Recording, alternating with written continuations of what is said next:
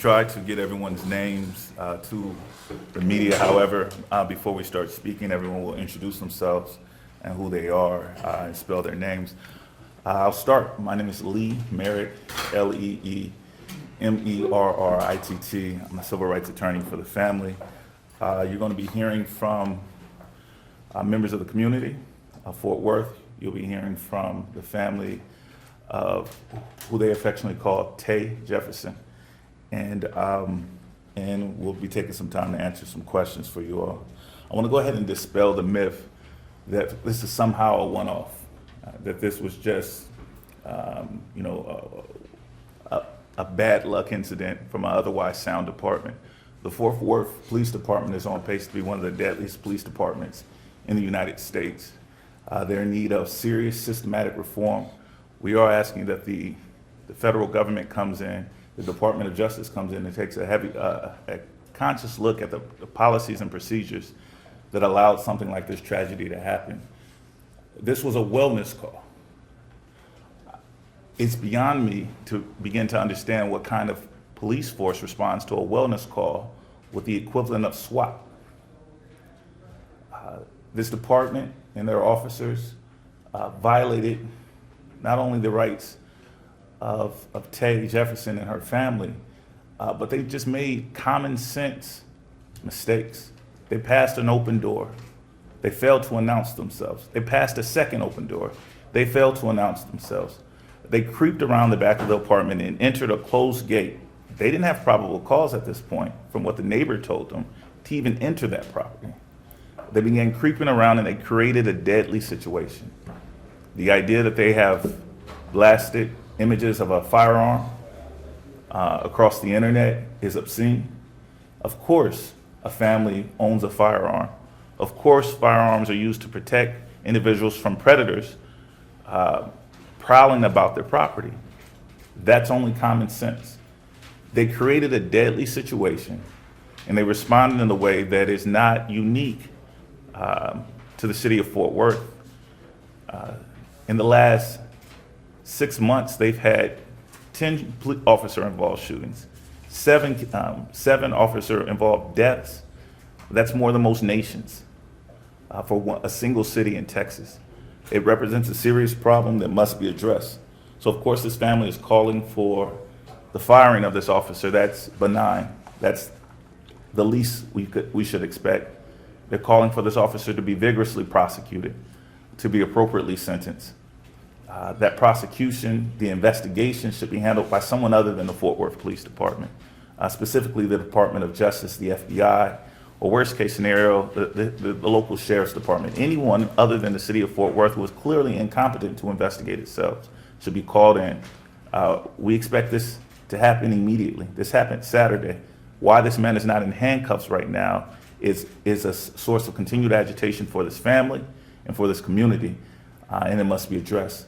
In a moment, you'll hear from Corey Hughes, who is an activist and a member of the Fort Worth community, and then you'll hear directly from the family of Tay Jefferson.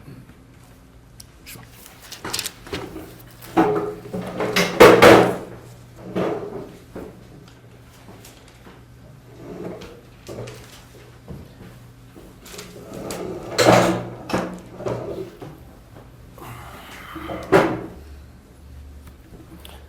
Just for the correct spelling of my name, it is C-O-R-Y, last name Hughes, H-U-G-H-E-S. The reality is I've had the unfortunate responsibility of sitting in front of these cameras and sitting next to families that have lost loved ones by the hand of police officers all too often. As a member of the community of Fort Worth, as someone that has taken the responsibility to be a voice for my community, I want to set the record straight that we're not looking for a 30-day suspension.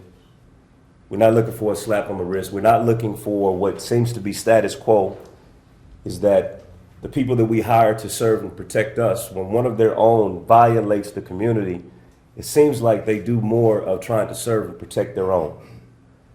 So what we're looking for is for this officer not only to be fired, but we're demanding that this officer be charged as well, like the criminal that he is. It's a sad commentary in this day and age that someone could be sitting in their home playing a video game with a family member and not be safe. That when someone calls the police for a wellness check, then instead of them checking on how well she is, days later we're here talking about the fact that an officer took her life. It's unacceptable. We're demanding justice. We're demanding that the mayor and the city officials don't sweep this under the rug. We're not going to allow you to. This life mattered. This life mattered. This family matters. And we're demanding justice, and we're not going to wait. We demand justice now. Thank you. All right, the next person that you hear from is going to be the brother of Tatiana Jefferson, and I'll allow him to introduce himself. My name is Darius Carr. I am currently stationed in San Diego. I served my country for the last 12 years. In that time, I've been trained and taught the pre-planned responses to everything you do. Everything you're trained about, there's a way to do things. And when you don't do it the way you've been trained, or the way you've been taught, you have to answer for that. You have been trained. You know better, so you have to answer for that. Not in your command, not in your department. Someone comes in and investigates the whole incident. Fort Worth PD cannot investigate themselves. U.S. Navy is allowed to do it. They should not be well. This man murdered someone. He should be arrested.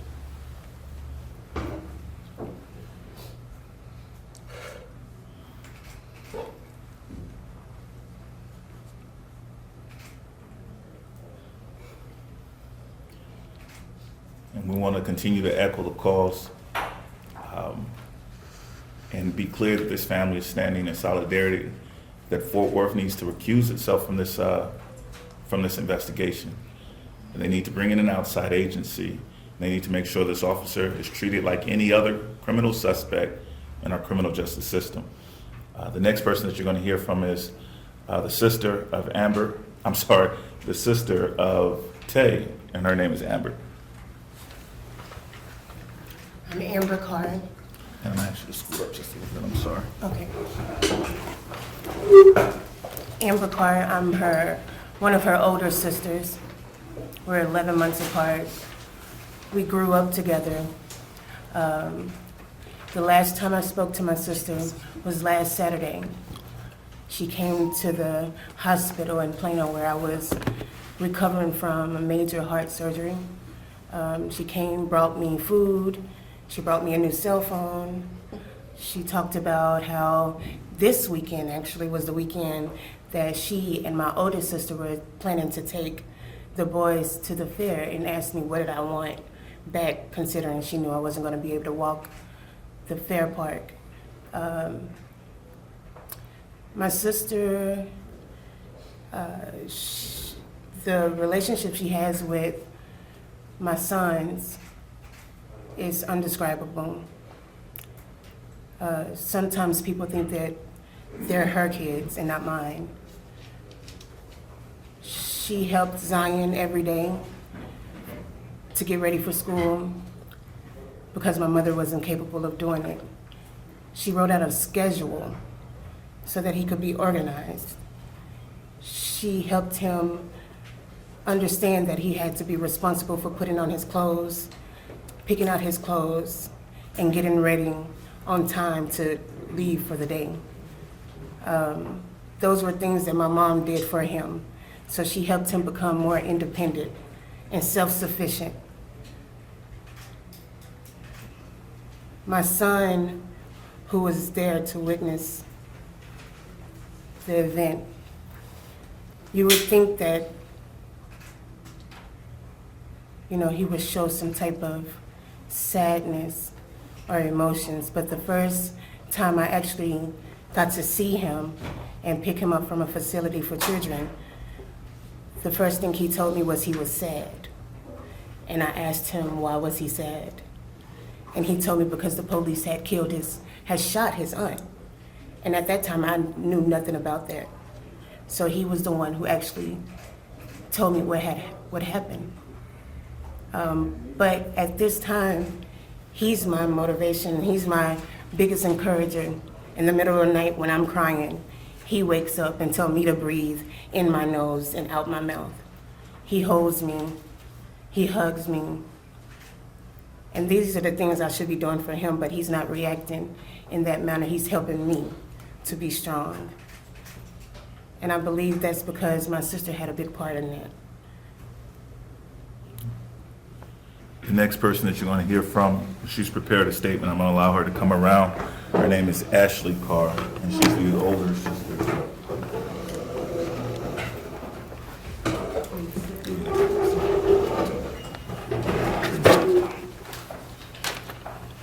Good morning, everyone. My name is Ashley Carr.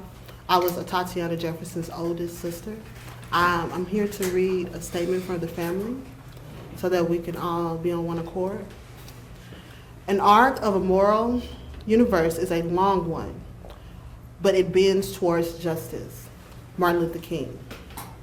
Our family first would like to thank the thousands who called, who sent messages, who reached out via social media, offering words of encouragement and condolences. We appreciate your powerful solitude with us as we go through this unbelievable time of shock and sorrow. Secondly, our family would like you to know more about this beautiful soul, Tatiana Jefferson. She was a smart, ambitious, kind person with a nurturing spirit. She was a graduate of Xavier University with a Bachelor's of Science degree in mathematics, in biology, and was committed to furthering her education. She was a hard worker where her co-workers saw her as a person of full integrity. She loved her family so much that at the age of 28, she decided to move into our mother's home to help her as her health was declining. Honor, integrity, commitment, and service. These are the attributes of Tatiana Jefferson. Any parent would be proud to call her a daughter. Any sibling would be proud to call her a sister. Any employer would be proud to call her an employee. Any neighborhood would be proud to have her as a neighbor.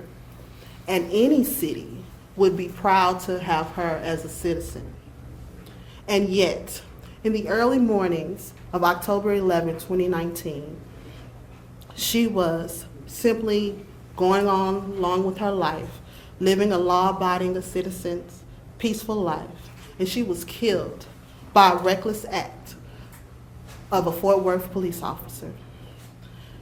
There is simply no justification for his actions. She was enjoying a life in her home where no one would have expected it to be her life to be in harm's way, especially not at the hands of a civil servant who had taken the oath to serve and protect. Our family now is asking the city of Fort Worth to exhibit the same characteristics of a Tatiana Jefferson, to be honorable when it comes to narrating the memory of this beautiful soul, to have integrity and bring the federal government in to investigate, to be committed to a swift and appropriate prosecution. Serve the entire community of Fort Worth by training your officers to execute responses to appropriate situations. In closing, we demand justice for Tatiana through an independent, thorough, and transparent process. The family of Tatiana Jefferson and the world eagerly awaits your response to this tragedy. It is imperative that your response bends towards justice. Thank you. You're next going to hear from the sister of Yolanda Carr, who is the mother. I'm going to take a seat back there. Perfect. Who is the mother of Tay Jefferson. She couldn't be with us today because she is hospitalized and she's recovering from injuries that predated this incident. Those injuries are the reason that Tay moved in with her mom, that she was at this address because she was helping her back and forth to the hospital and helping her around the home. She wants to be here and stand with her family. We have been back and forth to the hospital with her every night, keeping her in the loop. She is, of course, heartbroken, and her sister wants to speak on her behalf. Hello, everyone. My name is Benita Body. I am Tatiana's aunt and Yolanda Carr's, Tay's mother, oldest sister. I'm speaking on her behalf today because she could not be here. As you have heard, her health is declining. And I've heard of the allegations of Mr. Marquise Jefferson, is what I want to address, claiming to be her biological father, which he is not, nor has he ever had legal custody of her. We have not as a family heard from Mr. Jefferson, and if he cares to reach out to us, we would be more than happy to address his concerns. And I want you to know that the GoFundMe page, that is family approved to Tay's legal family. And I thank everyone for their outreach, for their giving, and for the love that they have shown us today. All right, thank you so much. And we have asked you all not to direct questions to the family. I'm sure you all have some for them, but I and Corey Hughes or some of the pastors and attorneys who are working on the case with me are happy to answer some questions. The Fort Worth Police Department was pretty fast in releasing that body cam video. Just trying to get from you your thoughts about it after seeing it, what perhaps have the family weighed in about that video, and just your thoughts in general about what you see there. We appreciate that the Fort Worth Police Department released this video immediately. That's the kind of transparency that we need to get to the bottom of these cases. However, they threw in an unrelated, according to their statement, a photograph of a firearm, and in order to, I guess, impute some bad act or blame on the victim itself, that was not necessarily to circulate, and that's more like the Fort Worth that we know. When we look at the video and we see it was several officers prowling around the property, literally crawling, whispering, as if they were conducting some sort of clandestine abstraction. It's absurd when you know what the call is. They finally released the emergency call yesterday, the non-emergency call yesterday, which was a neighbor who was concerned about an ailing woman across the street.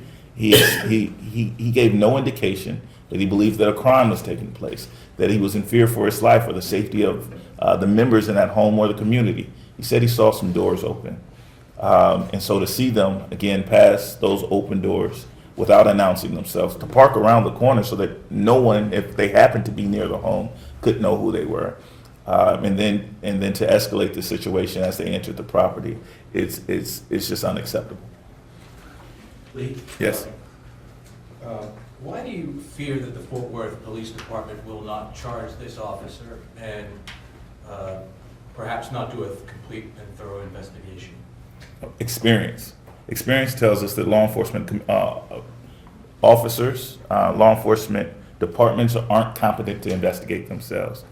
We've seen over and over and over again where they make recommendations for additional training, for suspensions, or that nothing happens to them. They've already begun to lay out their defense in this case. They obviously have a dog in the fight, or they wouldn't have released the picture of the firearm to the public. But they're trying to make a case for what we hear far too often, that this officer perceived a threat and reacted according to his training.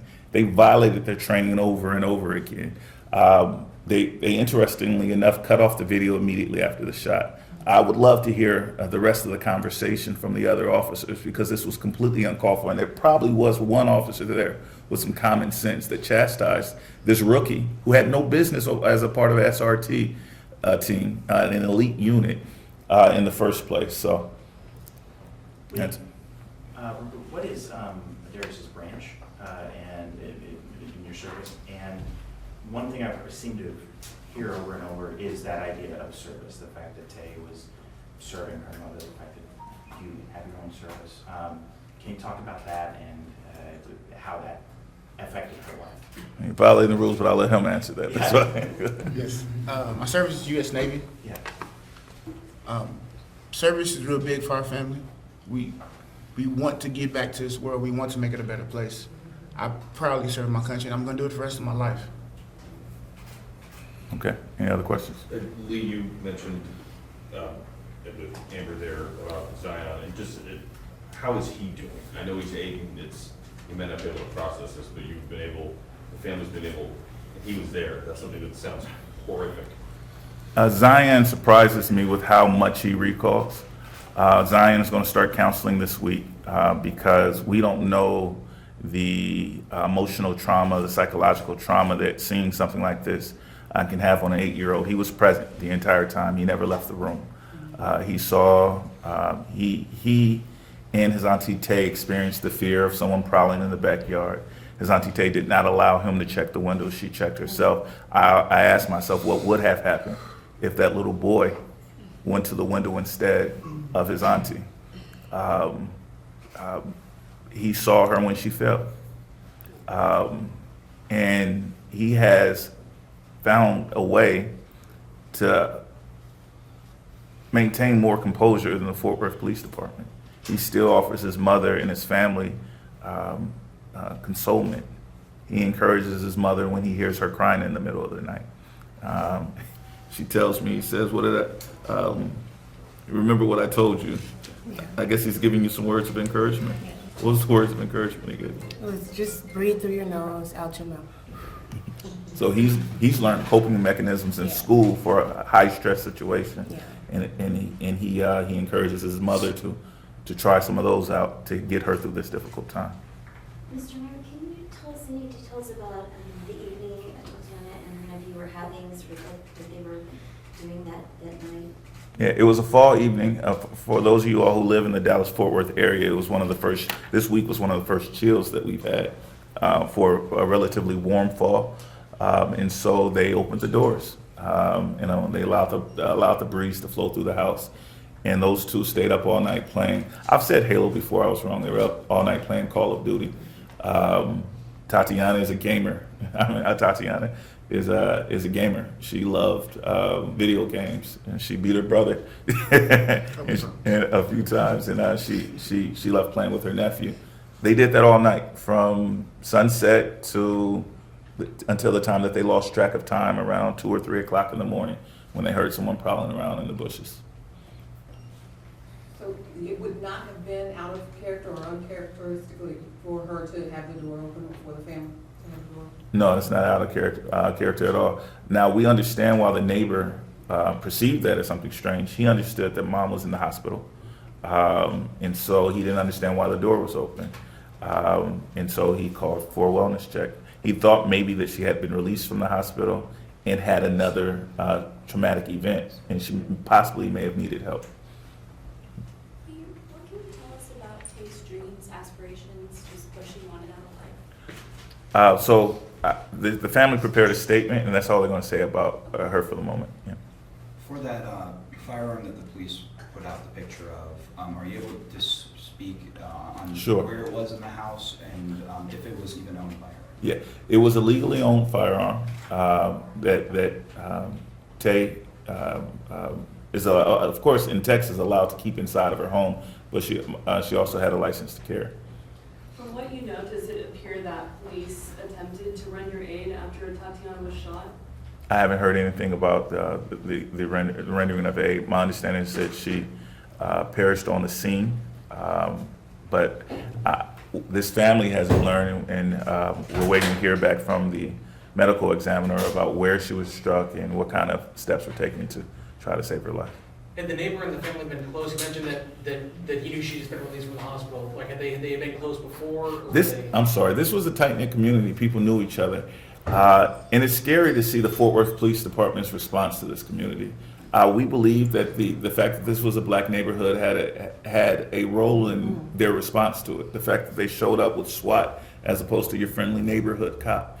But this was one of the nicest houses on the block. This was what you would expect in the situations, for law enforcement to go over to the neighbors and say, hey, you made a call, do you want to come over with us? This is what American communities should expect, but black communities get the opposite. This is not the first time that a black person in Fort Worth called law enforcement for help and was brutalized. I in fact represent two. Jacqueline Craig, who called law enforcement for help, and instead had her and her teenage daughters brutalized on national TV. This is a pattern for that department, and it seems common when dealing with people of African American descent. We know that Fort Worth Police are scheduling some news event this afternoon. Does the family or any representatives of the family plan to attend that? We will be there. My office, I and my representatives from my office will be there.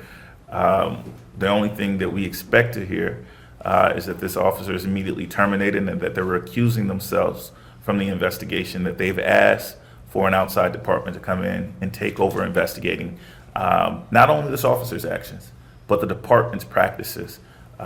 This is a problematic police department. I don't expect them to acknowledge that themselves, but they just lost a police chief who was suing them based on their what he has alleged is race-based discrimination. This is a police department that has been mentioned. There's been 10 incidents like this, 10 police officer-involved shootings in the last 6 months, which is than most nations after years and years. That chief is having a conference later today. He's going to be making some remarks, evidently something to the effect that he should be back. Do you have any thoughts about any of that? There needs to be steps taken to radically reform the city of Fort Worth.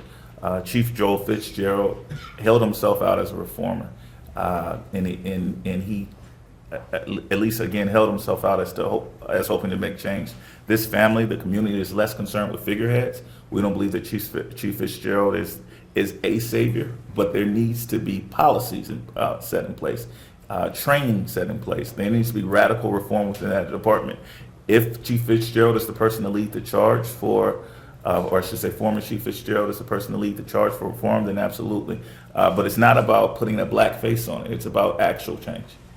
What's your level of concern about what appears to be a rage growing around this shooting?